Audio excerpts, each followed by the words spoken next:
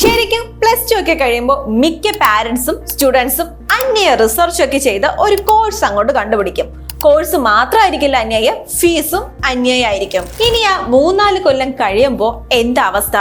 ആ പഠിച്ച കോഴ്സിന്റെ 10% പോലും ഉണ്ടാകില്ല സാലറി. 4-5 ലക്ഷം ഒക്കെ കൊടുത്താവും പഠിച്ചത്. പക്ഷെ സാലറിയുടെ കാര്യം വരുമ്പോൾ 5000, 10000, ഇനി ടോപ്പ് പെർഫോമർ ആണെങ്കിലോ 15000. ഇതാണ് സിറ്റുവേഷൻ. ശരിക്കും ഇത് നമ്മുടെ ജോബ് മാർക്കറ്റിന്റെ ഇഷ്യൂ ആണോ?